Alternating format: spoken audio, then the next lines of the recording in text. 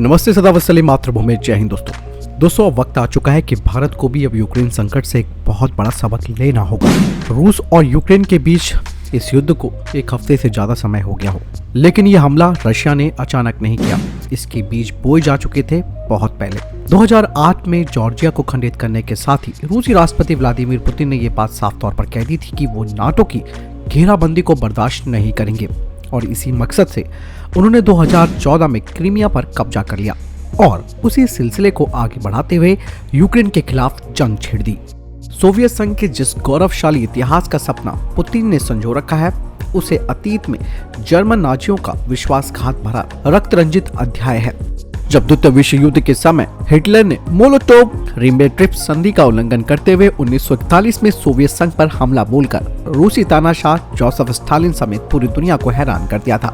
करीब 4 साल तक चली इस जंग में लाखों रूसी लोग मारे गए और जैसे तैसे करके रूस की रेड आर्मी हमलावरों को खदेड़ने में कामयाब हुई।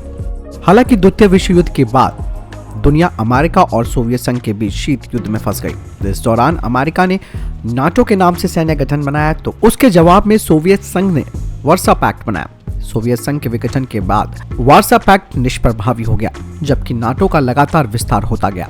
पहले चेक रिपब्लिक, हंगरी और पोलैंड को नाटो में शामिल किया गया। फिर पूर्व में सोवियत संघ का हिस्सा रहे बाल्टिक देश लिथुआनिया, लातविया और एस्टोनिया को इसमें शामिल किया गया। यदि यूक्रेन भी नाटो का हिस्सा बन जाता तो रूस पूरी तरह विरोधी ताकतों से घिर जाता। भौगोलिक स्थिति के कारण यूक्रेन रूस और यूरोपीय देशों के बीच बफर स्टेट जैसा हो सकता है।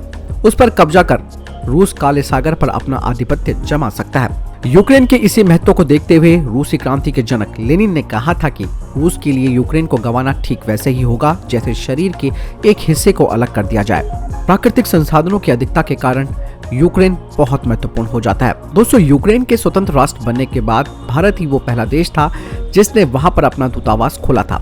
हालांकि यूक्रेन कभी भारत के प्रति उदार नहीं रहा, फिर चाहे कश्मीर का मसला हो या परमाणु परीक्षण का। कीव ने हमेशा भारत को निराश ही किया। वो भारत पर परमाणु प्रसार का दबाव बनाने वाली एक लॉबी का हिस्सा भी रहा। इतना ही नहीं, वो पाकिस्तान को सैन्य आपूर्ति भी करता रहा।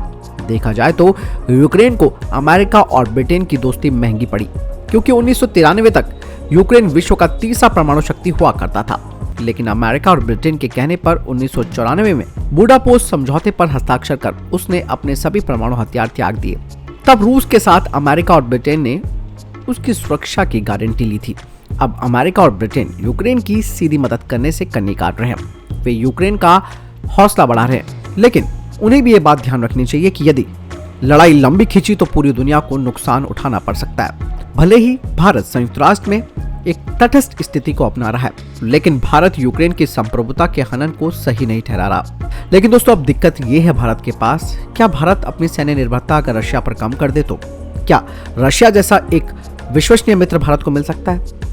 क्या कोई अन्य देश चीन और पाकिस्तान को नियंत्रित करने में भारत की मदद कर सकता है?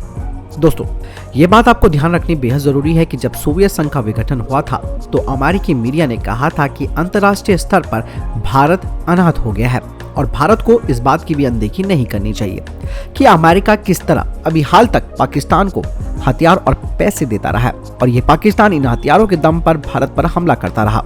इसमें कोई दो बात नहीं है कि रशिया हमेशा भारत का साथ देता रहा है, लेकिन यूक्रेन संकट के चलते चीन और रूस के बीच बढ़ती नजदीकी हमारे लिए एक चिंता का विषय है। रूस और चीन की बढ़ती आर्थिक निर्भरता चीन को और ताकतवर बना सकती है, जो भारत के साथ साथ अन्य देशों की संप्रभुता के लिए ठीक नहीं होगी। ये बात ठीक है कि भारत, अमेरिका, जापान और ऑस्ट्रेलिया क्वाड के जरिए चीन को नियंत्रित करने की कोशिश कर रहे हैं, लेकिन क्वाड बेलगाम ही दिख रहा है। चीन एक अरसे से अपने विस्तारवादी इरादे को सबको दिखा रहा है। वो ताइवान को कभी भी हड़पने की कोशिश कर सकता है। इसी तरह वो न केवल लद्दाख में अतिक्रमण करने की कोशिश कर रहा है, बल्कि अरुणाचल प्रदेश पर वो अपना दावा तक जताता है। और भारत भी इसकी अनदेखी नहीं कर सकता है कि पाकिस्तानी प्रधानमंत्री इमरान खान की हालिया मॉस्को यात्रा में चीन की भूमिका ही रही। अब ये बात साफ तौर पर आप समझ सकते हैं कि वैश्विक राजनीति में, यानी कि जियोपॉलिटिक्स में, कोई किसी का स्थायी मित्र या फिर दुश्मन नहीं होता।